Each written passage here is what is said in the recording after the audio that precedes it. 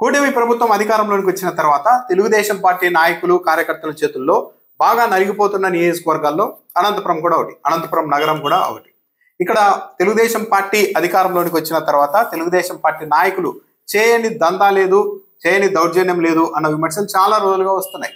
ఒక దశలో తెలుగుదేశం పార్టీకి సంబంధించిన సీనియర్ నాయకుడు మాజీ ఎమ్మెల్యే ప్రభాకర్ చౌదరి ఏకంగా జిల్లా ఎస్పీకి డీజీపీకి అనంతపురం జిల్లాలో ఉన్న అరాచకమైన పరిస్థితులపైన ఒక లేఖ కూడా రాశారు. ఇదివరకు తెలుగుదేశం పార్టీ అధికారంలో ఉన్నప్పుడు ఈ నియోజకవర్గం నుంచి ప్రభాకర్ చౌదరి ప్రాతినిధ్యం వహించారు. ఆయనకు నిజంగా చెప్పాలంటే ఒక మంచి వ్యక్తిగానే పేరుంది. కొద్దిగా ఓటు బ్యాంకు, సొంత ఓటు బ్యాంకు కూడా ఈ నియోజకవర్గం పరిధిలో ఆయనకు ఉండేది.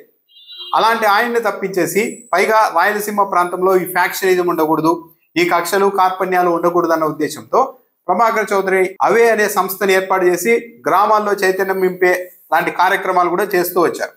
అలాంటి ట్రాక్ రికార్డు ఉన్న ప్రభాకర్ చౌదరిని తీరా ఎన్నికల సమయంలో పక్కన పెట్టేసి దగ్గుబాటి ప్రసాద్ను చంద్రబాబు నాయుడు అనంతపురం అర్బన్ ఎమ్మెల్యే టికెట్కు అభ్యర్థిగా ఎంపిక చేశారు.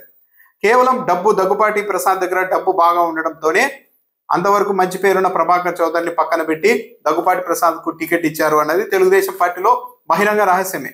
ఆ సమయంలో ప్రభాకర్ చౌదరి కూడా అసంతృప్తి వ్యక్తం చేశారు. కానీ ఆయన పార్టీ లైన్కు కట్టుబడి ముందుకు వెళ్ళారు. ఇప్పటికీ కూడా ఆ పార్టీలోనే ఉన్నారు. అయితే దగ్గుబాటి ప్రసాద్ ఎమ్మెల్యే అయిన తర్వాత తెలుగుదేశం పార్టీ నాయకులు ఆయన పేరు చెప్పుకొని కార్యకర్తలంతా పేటరేగిపోతున్నారు అనంతపురం నగరంలో అన్న ఆరోపణలు, విమర్శలు ఉన్నాయి. పలుమార్లు కథనాలు కూడా వచ్చాయి. గతేడాది ఆగస్టులోనే 16వ తేదీన జిల్లా ఎస్పీకి డీజీపీకి ప్రభాకర్ చౌదరి ఒక లేఖ రాశారు. మాజీ ఎమ్మెల్యే తెలుగుదేశం పార్టీ నాయకుడు ప్రభాకర్ చౌదరి ఒక లేఖ కూడా రాశారు అనంతపురం జిల్లాలో పరిస్థితుల్ని వివరిస్తూ.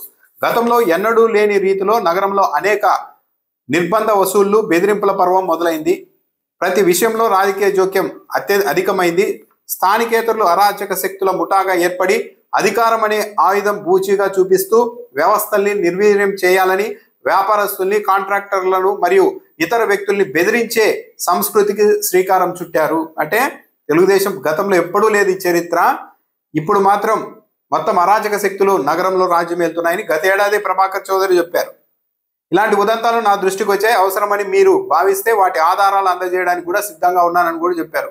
తెలుగుదేశం పార్టీ జాతీయ ప్రధాన కార్యదర్శి బాధ్యతల్లో ఉన్న అవే సంస్థ అధ్యక్షుడిగా ప్రజల్ని చైతన్యపరిచే బాధ్యత తీసుకున్నా నాలాంటి వ్యక్తికే నీతి బాహ్యమైన చర్యల్ని అంటగట్టే సాహసం చేస్తున్న ప్రైవేట్ సైన్యాలు నగరంలో బలపడితే సామాన్యుల పరిస్థితి ఏమిటి అనే బాధ కలుగుతోంది. ఒక దశలో ప్రభాకర్ చౌదరిని కూడా బ్లాక్మెయిల్ చేయబోయి ఆయన్ని కూడా బెదిరించబోయే ప్రయత్నం చేశారు ఈ ప్రైవేట్ సైన్యాలని స్వయంగా ప్రభాకర్ చౌదరి చెప్పారు. అలాంటి పరిస్థితులు ఆ రోజే కాదు ఇప్పుడు ఉన్నాయని కూడా చెప్తూ ఉన్నారు. ఇప్పుడు ఎంతవరకు వెళ్ళిందంటే ఎమ్మెల్యే దగ్గుబాటి ప్రసాద్ పుట్టినరోజు సందర్భంగా ఫ్లెక్సీలు ఏర్పాటు చేయడానికి ఒక్కో డీలర్ నుంచి, రేషన్ డీలర్ నుంచి ఒక్కో డీలర్ నుండి 5,000 రూపాయల చొప్పున వసూలు చేశారు అని కూడా చెప్తూ ఉన్నారు. ఎవరైనా డబ్బులు ఇవ్వడానికి నిరాకరిస్తే మీ షాపులే ఉండవని బెదిరించి మరి డబ్బులు వసూలు చేశారని కూడా ఈరోజు పత్రికల్లో కూడా కథనాలు వచ్చాయి. అంతేకాదు 1,00,000 రూపాయలు ఇస్తేనే మీకు డీలర్షిప్ ఉంటుంది అని బెదిరించడంతో చాలా మంది 1,70,000, 60,000 ఇలా ఎవరి శక్తి మేర వాళ్ళు ఆల్రెడీ సమర్పించుకున్నారు వీళ్ళ బ్యాచ్కు, ఎమ్మెల్యే బ్యాచ్కు అని కూడా కథనాలు వస్తూ ఉన్నాయి. ఇలా డబ్బులు వసూలు చేస్తూ ఉండడంతో ఇక డీలర్లు కూడా ఈ బియ్యాన్ని పక్కదారి మళ్లించి వ్యాపారాలు చేసుకుంటూ ఉన్నారనే ఆరోపణలు కూడా వస్తున్నాయి. అంతేకాదు నిన్న అనంతపురం నగరంలో ఒక మైనార్టీ కుటుంబానికి సంబంధించిన 5 కోట్ల రూపాయల విలువైన ఆస్తిని దౌర్జన్యంగా తెలుగుదేశం పార్టీ కార్యకర్తలు కబ్జా చేసేశారు. సాయినగర్లో అస్రా ఆప్టికల్స్ అనే షాపును ఒక మైనార్టీ కుటుంబం నడుపుకుంటోంది. 1.5 ఏళ్ల క్రితం ఈ ఆస్తిని వాళ్ళు కొనుగోలు చేశారు. అయితే ఆ ఆస్తిని నమ్మిన వ్యక్తి ఆ తర్వాత మరో వ్యక్తికి తెలుగుదేశం పార్టీ వాళ్ళకు డబుల్ రిజిస్ట్రేషన్ కూడా చేయించారు.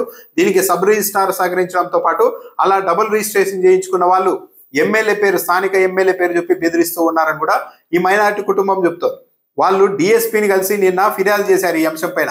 మమ్మల్ని ఇలా దౌర్జన్యం చేయబోతున్నారు, బెదిరిస్తున్నారు ఫోన్లలోని డిఎస్పీని కలిసి ఫిర్యాదు చేసిన కొన్ని గంటల్లోనే ఏకంగా వచ్చేసి షాప్ మీద దాడి చేయడంతో పాటు తాళాలు వేసుకొని మరీ తీసుకొని వెళ్ళిపోయారు. అంటే ఆ షాప్ను వాళ్ళు బలవంతంగా ఆక్రమించేశారు అని వాళ్ళు చెప్తున్నారు. మైనార్టీ కుటుంబం ఇంత పబ్లిక్గా మేము పోలీసులకు ఫిర్యాదు చేసి వచ్చిన వెంటనే ఇంత పబ్లిక్గా వచ్చి దాడి చేసి కొట్టేసి మరి షాపును తమ ఆధీనంలోకి తీసుకున్నారు అంటే ఈ రాష్ట్రంలో ప్రభుత్వం మీకు ఎక్కడ బతికి ఉంది, అసలు పోలీసులు ఉన్నారా లేరా అని ఆ కుటుంబం ఆవేదన వ్యక్తం చేసే పరిస్థితికి వచ్చింది. వీళ్ళంతా ఎవరు అంటే మళ్ళీ తెలుగుదేశం పార్టీ వాళ్ళు ఎమ్మెల్యే పేరు చెప్పుకొని అందరినీ బెదరగొడుతున్నారని కూడా ఈ కోణంలో కూడా ఇక్కడ కూడా ఎమ్మెల్యే ప్రస్తావన వస్తుంది. సో అనంతపురం నగరంలో ఇలాంటి పరిస్థితులు ఉన్నాయి. ఈవెన్ తెలుగుదేశం పార్టీ వాళ్ళు కూడా జీర్ణించుకోలేని పరిస్థితులు ఇక్కడ తయారయ్యాయి. నగర ప్రజలైతే బాగా నలిగిపోతున్నారు ఈ వ్యవహారాలతో. ఈ కబ్జాలు, దౌర్జన్యాలు, బెదిరింపులు, వసూల పర్వంతో బాగా అల్లాడిపోతున్నారని తెలుగుదేశం పార్టీ మాజీ ఎమ్మెల్యే కొన్ని నెలల క్రితమే లేఖ రాసి మరీ పోలీసుల దృష్టికి తీసుకెళ్లారు. కానీ ఎక్కడ పరిస్థితులు మారుతున్నట్టుగా కనిపించడం లేదు. చంద్రబాబు నాయుడు గారు కూడా శాంతంగా ఉండేవాళ్ళు, ప్రశాంతంగా ఉండేవాళ్ళు. ప్రజల్ని చైతన్యపరిచి ఈ కక్షలు, కార్పణ్యాలకు, దౌర్జన్యాలకు, వసూలకు దూరంగా ఉండే నాయకుల్ని కాకుండా డబ్బులుంటే చాలు అన్న కోణంతో అలాంటి నాయకుల్ని ఇక్కడ తీసుకొచ్చి పెడుతూ ఉన్నారు అన్న విమర్శల్ని కూడా తెలుగుదేశం పార్టీ నాయకులు చేసే పరిస్థితి వచ్చింది.